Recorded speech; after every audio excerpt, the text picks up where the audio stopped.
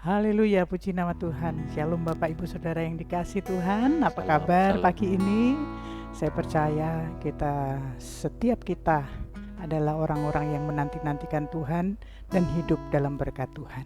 Baiklah, pada pagi hari ini kesempatan bagi kita bersekutu dengan Tuhan, berjumpa dengan Tuhan. Mari jangan sia-siakan kesempatan pagi ini kita berjumpa dengan Tuhan. Sebab kita percaya perjumpaan dengan Tuhan memulihkan kita, membangkitkan roh kita untuk lebih mengasihi Tuhan. Sebelum kita mulai ibadah kita, mari kita satukan hati kita berdoa. Haleluya, haleluya. Terima kasih Tuhan, kami mengucap syukur. Pada pagi hari ini kembali Tuhan, Engkau hantar setiap kami untuk boleh bersekutu dengan Tuhan. Terima kasih Tuhan, pagi hari yang indah ini kami naikkan sukacita kami, syukur kami yang tak terhingga kepada Tuhan. Sebab kebaikan-Mu tak berkesudahan dalam hidup kami. Dengan apa kami balas segala kebaikan Tuhan? Biarlah hati kami memuji-muji Engkau. Biarlah hidup kami bersiap diri untuk mendengarkan firman-Mu. Bertahta di atas puji-pujian kami Tuhan. Dan berfirmanlah bagi kami. Kami siap Tuhan mempersembahkan ibadah yang terbaik bagi Engkau. Di dalam nama Tuhan Yesus, Tuhan Juru Selamat kami yang hidup, kami berdoa, kami mengucap syukur. Haleluya. Amin. Haleluya.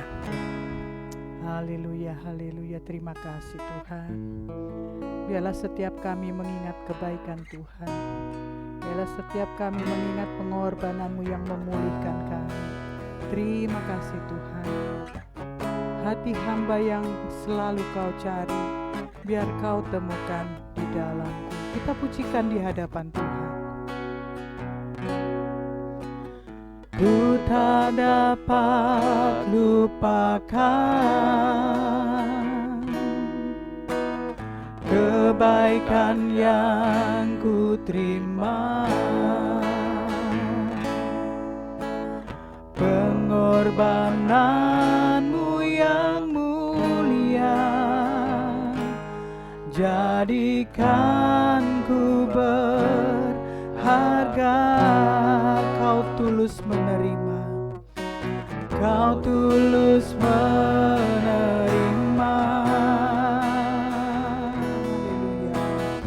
Haleluya. Aku apa adanya, kekuatan kasih-Mu nyata, memulihkan hidupku. Kau bukan Tuhan yang melihat rupa, Kau bukan Tuhan yang memandang harta. Hati hamba yang selalu Kau cari, biar Kau temukan di dalamku.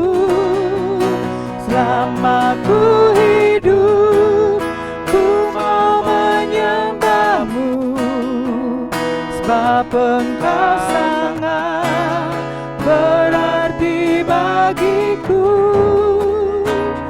Yang terbaik yang ada padaku, ku persembahkan kepadamu, Yesusku, Yesusku. Saya rindu kita pujikan pujian ini dari awal. Ku tak dapat lupakan kebaikan yang ku terima. Haleluya, haleluya. Ku tak dapat lupakan, terima kasih Tuhan, kebaikan yang ku terima, pengorbanan-Mu yang mulia, jadikan ku berharga. Kau tulus menerima,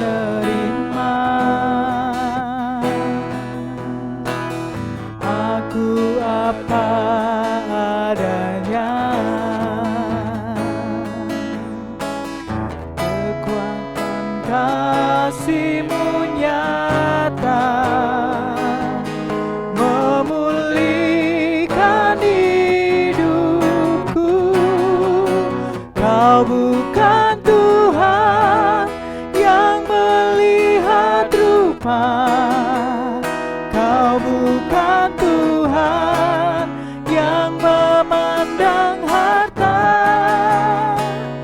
Hati hamba yang selalu Kau cari, biar Kau temukan di dalamku. Selama ku hidup, ku mau menyembah-Mu, sebab Engkau sangat berarti bagiku. Yang terbaik yang ada padaku, ku persembahkan kepadamu. Yesusku, Yesusku. Mari kita berdoa. Terima kasih Tuhan buat Engkau hadir di ruang koinonia kami melalui layanan di YouTube ini. Tuhan berkenan menerima pujian, penyembahan kami, rasa syukur kami. Dan kami juga merindukan Engkau berkata-kata di tengah kami, mencerahkan kami, menguatkan kami, menuntun jalan-jalan pikiran kami, perkataan dan perbuatan kami, bahkan menuntun seluruh tujuan hidup kami. Berbicaralah kepada kami Tuhan, kami rindukan sabda-Mu. Dalam nama Yesus kami berdoa, sama-sama kita berkata, amin. Pagi ini saya bicara tentang topik yang relevan bagi kehidupan, saya kira kehidupan kita semua. Saya berikan judul detox rohani. Detox itu membuang racun. Ini tentang spiritual health, kesehatan rohani. Saudara yang dikasihi oleh Tuhan, kehidupan di dunia kita ini, nggak hanya di Indonesia, ya mau dimanapun kita tinggal, di negara manapun, itu sudah tercemar dosa. Di zaman manapun, zaman lalu, zaman yang baru lalu, yang sekarang maupun zaman yang akan kita hadapi besok. Itu tidak mungkin lagi bebas dari masalah, dari beban, kesulitan. Bisa jadi itu berupa juga ketidakadilan, kelangkaan suatu kebutuhan, harga-harga yang tidak menentu, hubungan antar manusia yang tidak harmoni, baik di keluarga maupun di komunitas lain seperti komunitas kantor, komunitas bisnis, komunitas mana saja. Bahkan mungkin juga komunitas yang bersifat kerohanian. Nah, saudara, banyak orang, terutama akhir-akhir ini, sangat peduli dengan detox racun-racun tubuh. Melalui pola makan tertentu, digiatkan gitu ya, olahraga tertentu, bahkan juga mengkonsumsi sejumlah suplemen mungkin dengan tujuan membuang racun, mengatur pola makan, pola tidur, sebab hidup kita ini punya jam piketnya masing-masing. Jam berapa tubuh kita di tengah malam melakukan pembuangan racun gitu ya, diatur. Ya baik itu. Tapi satu hal lagi, proses membuang racun dari pikiran, dari perasaan, dari dalam jiwa kita, dari dalam hati kita, itu justru sangat penting, saudaraku. Ini yang mungkin bagi banyak orang lalai. Justru ini penting karena ini menjadi penentu yang lebih menentukan ketimbang detox racun-racun tubuh tadi. Kita baca dulu riwayat hidup seorang di Perjanjian Lama namanya Yusuf yang secara alamiah mestinya dia toksit. Mestinya dia wajar kalau dia toksit, kepahitan gitu ya. Tapi nanti kita lihat bagaimana dia. Kita baca beberapa ayat, tidak seluruhnya.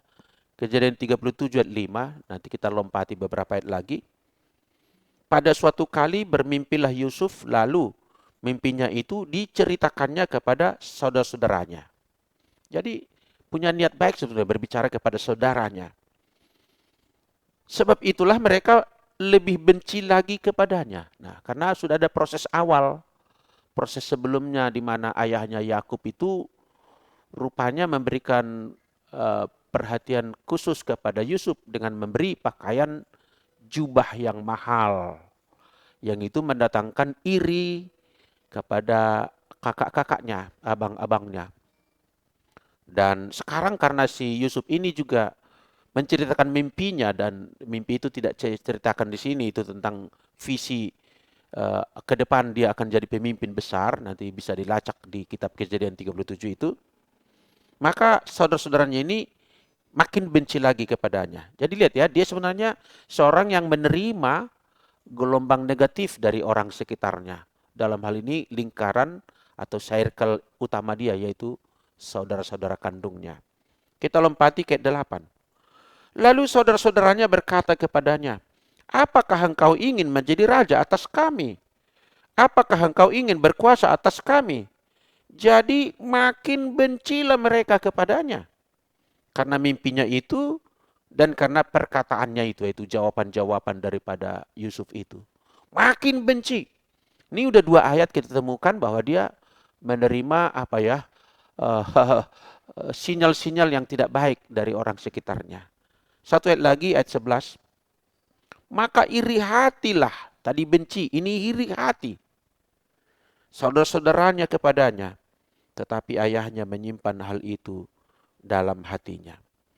Tadi saya sudah bilang Bapak Ibu, tidak ada kehidupan yang bebas atau steril dari masalah ataupun daripada sikap-sikap yang tidak memadai dari orang sekitar kita. Kita lihat riwayat Yusuf tadi ya. Maka saya masuk pada tentang apa itu orang-orang sekitar. Orang-orang sekitar memang harus kita akui bahwa sukses atau gagalnya kita sangat dipengaruhi oleh orang sekitar kita, Bapak Ibu. Nggak bisa kita berhasil seorang diri. Kontribusi orang-orang sekitar kita, mulai dari orang tua kita, saudara kita, lingkungan terdekat kita, sahabat kita, mitra kerja kita, komunitas kebersamaan sangat, komunitas profesi sangat menentukan sukses atau gagalnya. Kalau lingkungan itu negatif, akan mempengaruhi atau menarik mundur, menarik gagal. Sangat besar pengaruhnya. Tidak ada yang bisa berhasil seorang diri.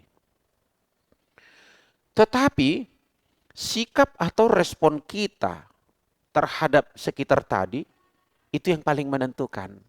Maksudnya walaupun support yang positif yang kita dapat, tapi kalau respon kita tidak tepat, mungkin kita jadi bergantung kepada orang misalnya karena mereka baik, itu tidak membawa kita keberhasilan. Atau mungkin support negatif yang kita peroleh lalu kita mengidap sakit hati, mengidap sakit kebencian, mengidap iri hati, mengidap putus asa, mengidap lemah semangat gitu ya. Itu yang paling menentukan.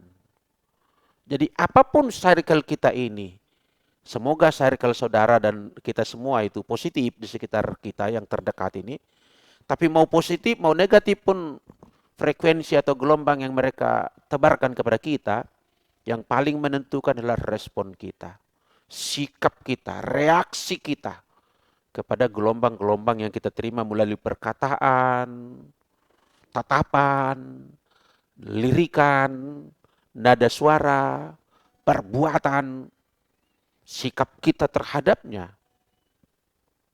Itu yang jauh lebih menentukan apakah kita akan survive, menjadi berhasil, atau mungkin menjadi memang merosot.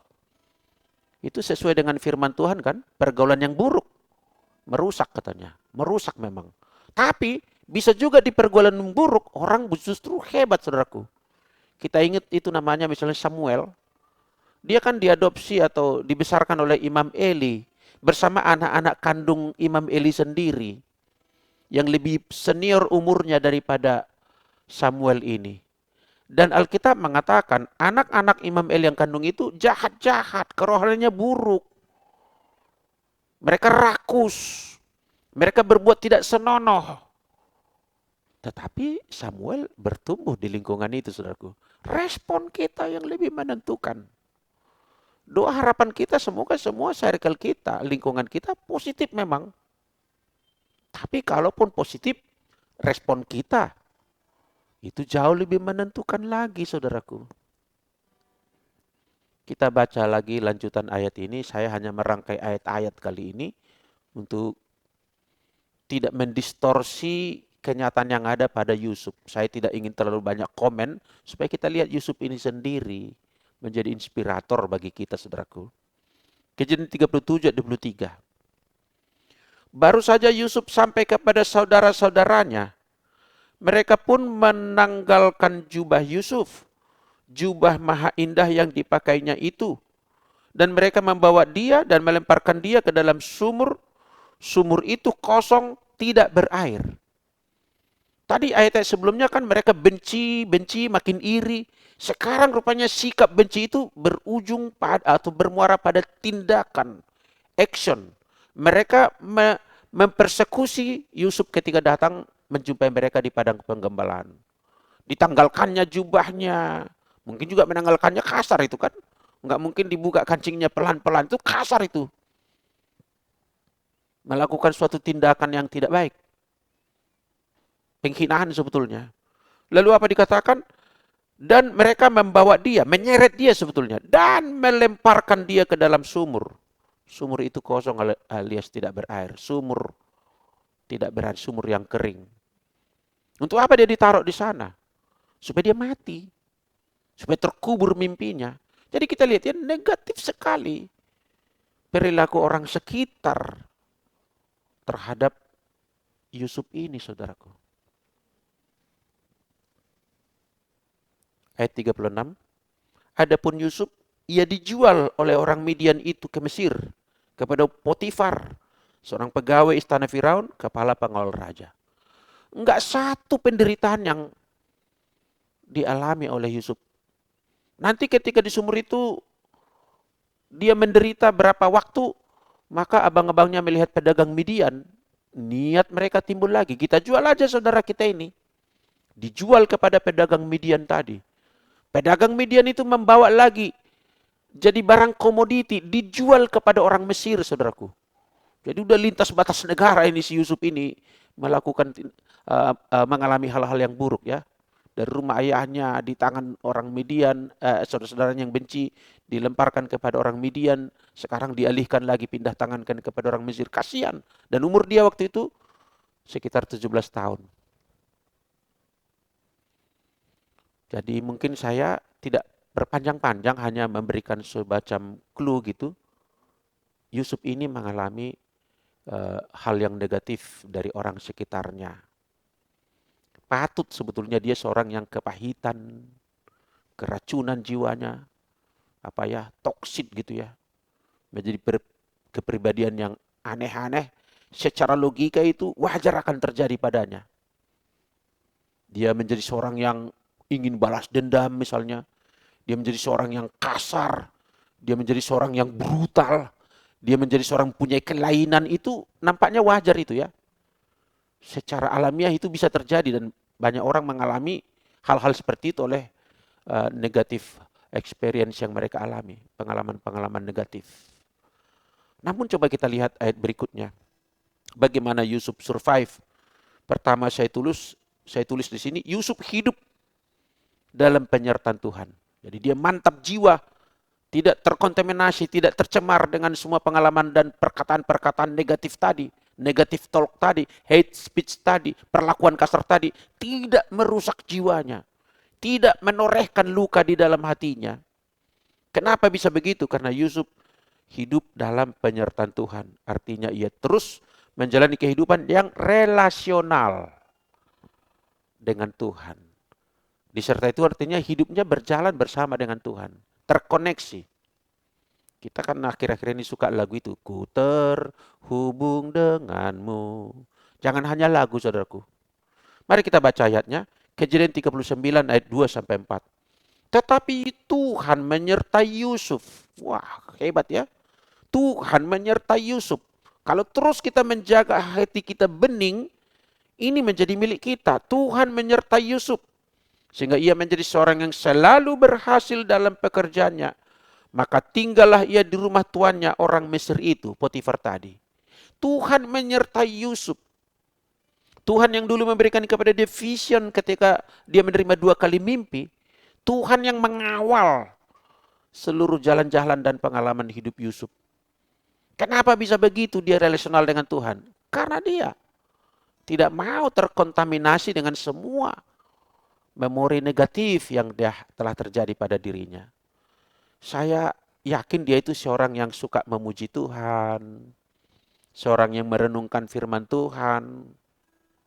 Mungkin kalau lagunya sudah ada versi seperti itu, kalau tidak persis dia mungkin suka nyanyi firman-Mu, pelita bagi kakiku, terang bagi jalanku. Di tengah kegelapan, kesuraman masa depan yang nampaknya tidak ada harapan itu, Yusuf ini mendapatkan perlakuan istimewa dari Tuhan. Disertai dia sehingga apa yang diperbuatnya, yang merupakan tanggung jawabnya di rumah Tuan Potifar, Tuhan membuat dia berhasil. Mungkin dia juga cepat dia belajar bahasanya orang Mesir, psikologinya orang Mesir, cara beradaptasi dengan orang Mesir, sehingga dia bisa melakukan tugasnya, mengeksekusi urusan-urusannya, membereskan kepentingan majikannya. Karena apa? Tuhan menyertai dia. Tuhan memberikan kepada dia hikmat. Tuhan memberikan kepada dia sikap hati gembira. Tuhan berikan kepada dia positive thinking. Tidak usah abaikan saja kepahitan yang ditaburkan orang. Percaya Tuhan, aku yang menyertaimu gitu. Ada keyakinan itu padanya. Sehingga dia berhasil. Dia tidak meratapi nasibnya. Dia tidak mengasihani dirinya. Semakin kita mengasihi diri kita, semakin kita tidak peka kepada suara Tuhan. Semakin kita akan peka kepada sakit hati kita. Dan itu membutakan mata rohani kita. Memekakkan atau membuat lumpuh pendengaran rohani kita. Kita tidak dapat lagi merasakan sebetulnya saluran berkat yang Tuhan berikan kepada kita. Termasuk jiwa yang selalu mantap atau fresh, saudaraku. Ayat berikut. 39 ayat 2 dan 4. Setelah dilihat oleh tuannya bahwa Yusuf disertai Tuhan. Perhatikan. Ternyata orang di sekitar dia juga bisa menandai, mengenali, membuktikan bahwa Yusuf disertai Tuhan. Saya ulangi baca ayat ini. Setelah dilihat oleh tuannya, disaksikan oleh tuannya, dikonfirmasi oleh tuannya bahwa Yusuf disertai Tuhan, dan bahwa Tuhan membuat berhasil segala sesuatu yang dikerjakannya, next, maka Yusuf mendapat kasih tuannya. Dan ia boleh melayani dia. Maksudnya, boleh melayani dia, dekat dengan dia. Kepada Yusuf diberikannya kuasa atas rumahnya. Dan segala miliknya diserahkannya kepada kekuasaan Yusuf. Wow. Diberikan dia wewenang yang besar. Diberikan dia kepercayaan yang besar, saudaraku. Kenapa? Karena Tuhan itu melihat orang ini disertai Tuhan. Melebihi anak-anak Mesir yang banyak dikenalnya. Ini anak pendatang yang sebenarnya kita tidak tahu anak siapa ini. Ini kan hanya dibeli dari pedagang Midian tadi. Tapi dia lihat hebat anak ini. Kenapa? Karena anak ini hidup dalam tuntunan Tuhan. Jangan biarkan hatimu dikotori, saudaraku, oleh anasir-anasir dunia ini. Dunia ini tidak akan berhenti menebarkan gelombang negatif. Walaupun ada gelombang positif, tetap ada gelombang negatif, saudaraku. Tidak ada anak yang steril, tidak ada. Tidak ada seorang pribadi yang steril. Bahkan saya pendeta, tidak steril bahwa semua lingkungan saya itu good, itu tidak mungkin. Bagaimana Yusuf survive? Yang kedua, Dia konsisten hidup dalam standar nilai surgawi, apapun konteksnya. Ini sebenarnya lanjutan nomor 1 tadi ya. Hidup dalam penyertaan Tuhan. Kira-kira yang kedua ini, hidup dalam penyertaan Tuhan itu konsisten apapun keadaannya. Perubahan apapun. Cuacanya, iklimnya, situasinya, konteksnya. Konsisten. Sekalipun ada kesempatan berdosa oleh Tante Potifar, dia tidak mau. Konsisten, saudaraku. Nilai-nilai surgawi. Apakah aku akan menyakiti hati Tuhan? Apakah aku akan membohongi Tuhan? Walaupun tidak ada yang melihat, kan dia tahu Tuhan melihat. Sehingga dia ketika digoda Tante Potifar, dia melarikan diri. Konsisten. Ada banyak orang, di tengah banyak saksi pun melakukan kejahatan. Yang ini tidak ada saksi. Dan Tante Potifar yang sudah membujuk dia gagasannya sendiri. Tapi Yusuf menjaga dirinya dengan nilai-nilai surgawi. Walau kita hidup di zaman modern, zaman postmodern, zaman apalah yang disebut sebagai kebebasan, tawaran dari dunia ini, tetaplah jaga hidup kita dengan nilai surgawi. Dan tetap apapun keadaannya. Ya adalah ya, tidak adalah tidak. Itu harga mati buat kita. Ia mempertahankan hidupnya suci dalam segala keadaan. Ini penting Bapak Ibu. Bagaimana kita survive? Menjaga kesucian termasuk jangan mau sakit hati. Ketika sakit hati, udah kotor hati kita. Tidak tahukah kamu bahwa tubuhmu adalah bait suci Roh Kudus? Firman Tuhan itu.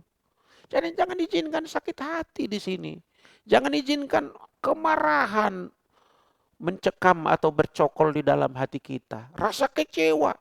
Kalau ada itu semua, biarkan itu hanya sebentar saja mampir dan harus detox. Detoxnya gimana? Terhubung dengan Tuhan.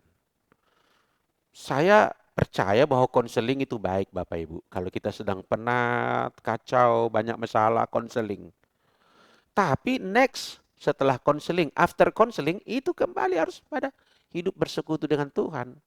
Kita nggak hidup di hadapan konselor terus, di bawah pengasuhan dia terus. Pada waktunya kita harus mandiri dengan hubungan kita dengan Tuhan. Disitulah proses detoksifikasi rohani terjadi. Altar call itu bisa juga menolong kita. Tapi jangan hanya altar call lah yang menjadi sarana bagi kita untuk pembersihan jiwa atau impartasi kuasa Tuhan. Tapi hidup kita sehari-hari konsisten dengan nilai-nilai surgawi. Itulah aliran-aliran dari Tuhan itu tidak berhenti mengalir kepada jiwa kita. Aliran-aliran air hidup yang membuat kita mempunyai stamina rohani, kekuatan rohani. Sehingga kita dapat menapak ke depan bahwa visi Tuhan pasti kesampaian di dalam hidupku. Kita baca ayatnya, Kejadian 39 ayat 21. Tetapi Tuhan menyertai Yusuf dan melimpahkan kasih setianya kepadanya dan membuat Yusuf kesayangan bagi kepala penjara itu. Saya garis bawahi kata konsisten tadi. Di rumah Tuan Potifar, dia disayangi. Ketika difitnah masuk penjara, kepala penjara, dia juga menyayangi dia, mempercayai dia. Karena dia konsisten, saudaraku. Tuhan udah trust kepada dia, Potifar trust kepada dia, kepala penjara trust kepada dia. Kalau sudah begini keadaan saudara, apalagi yang bisa menghadangmu untuk berhasil? Tuhan di pihak kita. Orang-orang tertentu dipakai Tuhan untuk juga mensupport kita. Kita akan berhasil, saudaraku. Wah, hebat ya Yusuf ya. Orang-orang di sekitarnya mengenali bahwa dia disertai Tuhan, lalu dia mendapatkan perhatian ataupun kasih sayang dari orang sekitarnya. Kejadian 39 ayat 21, sebab itu kepala penjara mempercayakan semua tahanan dalam penjara itu kepada Yusuf, dan segala pekerjaan yang harus dilakukan di situ, dialah yang mengurusnya. Wow, hebat sekali anak ini. Di rumah Potifar pun dia begitu loh, dipercayakan semua. Sertifikat dikasih kepada dia. Surat emas dikasih dia yang kendalikan. Wih, hebat kali. Kalau zaman sekarang saham pun dia yang mencatatkannya, mengelolanya. Wow, dipercaya penuh kecuali istrinya tentunya. Di kepala penjara pun begitu juga. Bahkan dia narapidana yang menjadi pengurus penjara. Kepala penjara memberikan kepada delegasi tugas dan selalu berhasil. Dia mungkin menciptakan kriminalitas merosot di penjara itu. Anak-anak yang di penjara menjadi baik, saudaraku, dan menjadi perilaku yang berubah. Di bawah Yusuf, rekan mereka yang sesama narapidana, telah menjadi inspirator menggerakkan mereka berubah. Wow. Gak mungkin dia menggerakkan itu kalau dia hidup dalam kepahitan, bukan? Hidup dalam kebencian. Mengapakah ini harus terjadi? Enggak gitu lagunya. Enggak begitu lagunya. Lagunya adalah aku diberkati, sepanjang hidupku diberkati. Lagu saudara tiap hari menentukan kamu mau diberkati atau tidak. Kalau lagu-lagu kita udah kepahitan, lagu-lagu memble, lagu-lagu putus asa, mana bisa jiwa kita segar, mana mungkin kita mantap jiwa. Keracunan lah kita. Dan keracunan itulah yang membuat kita terhambat kita melihat yang lebih baik di dunia ini. Saya belajar filsafat abad klasik, saudaraku. Abad Helenisme. Ada seorang Epicurus namanya. Dia bilang, yang penting dalam hidup ini bahagia. Dan untuk bahagia, harus bisa bahagia di tengah penderitaan. Wow, kalau nggak bisa hidup dalam penderitaan, bahagia, nggak akan bisa bahagia, kata dia. Itu bukan Nabi loh yang ngomong. Seorang filsuf, orang biasa dari Yunani. Kenapa kita selalu mengimpikan hidup ini harus, wah gimana, seolah-olah tidak ada orang nakal. Tidak ada orang yang sirik. Tidak ada orang yang, nggak mungkin ada dunia seperti itu. Benar Epicurus. Kalau mau, Epicurus, kita epigemuk ya. Kalau mau menikmati hidup, saudaraku, jangan mau keracunan rohani. Yang itu tetap berjalan, orang sakit menyakiti kita nggak sakit. Kita nggak marah. Orang kudus semakin kudus, orang jahat semakin jahat. Biarlah sama-sama bermainlah kita di dunia ini. Jangan kita dicemarinya. Amin Bapak Ibu. Konsisten dalam segala keadaan. Nggak hanya kita menggebu-gebu hari Minggu beribadah. Tiap hari ini kita jalankan. Next Bapak Ibu. Kita baca satu ayat lagi, Kejadian 30, next berikut. Bagaimana Yusuf menjadi survive dengan mantap jiwa. Ini saya sebut Yusuf fokus. Fokus.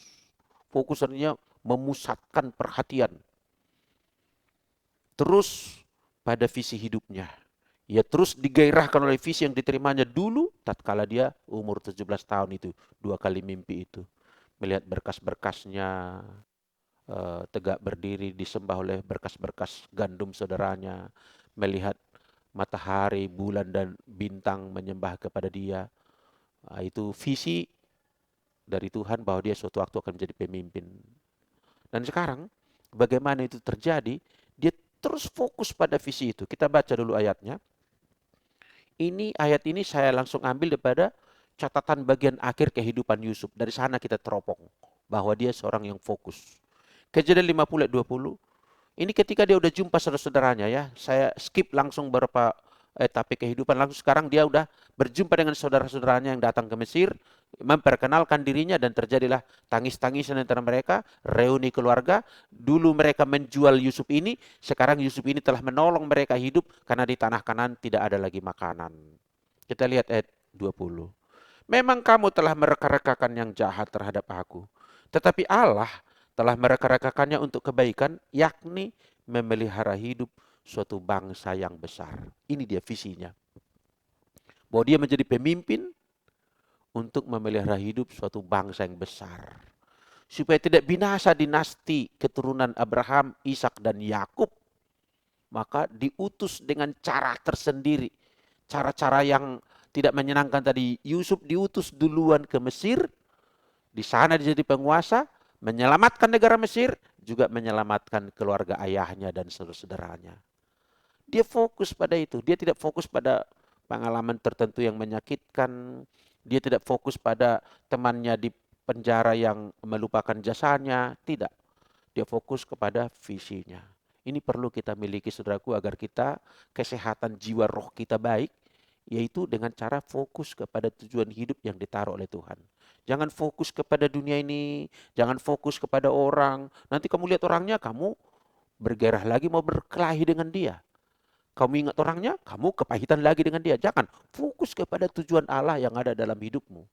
Dan secara global kita semuanya, tujuan hidup kita lah langit baru, bumi baru. Ke sana kita fokus dan saya percaya dengan cara itu kita akan terjadi detoksifikasi racun-racun rohani, racun-racun yang tidak boleh ada di dalam jiwa kita, agar kita menjadi seorang yang mantap jiwa, mendapatkan kepercayaan Tuhan yang besar di dalam hidup kita, menorehkan prestasi-prestasi yang dapat menjadi inspirasi bagi orang lain dan memberikan kemuliaan bagi nama Tuhan kita. Tuhan berkati kita, mari kita akhiri dengan berdoa. Terima kasih Tuhan, kami bersyukur melihat sekilas riwayat hidup Yusuf yang mengalami banyak sekali deraan masalah sejak dari masa mudanya, peristiwa-peristiwa dalam hidupnya, tapi semuanya itu tidak membuat dia hidup dalam kepahitan. Hal-hal yang buruk itu tidak membuat dia menjadi dikerdilkan olehnya, melainkan dia terus hidup dalam penyertaan Tuhan. Dia terus hidup menjalani kehidupan dengan nilai-nilai surgawi, dan dia terus fokus pada Tuhan punya visi di dalam hidupnya.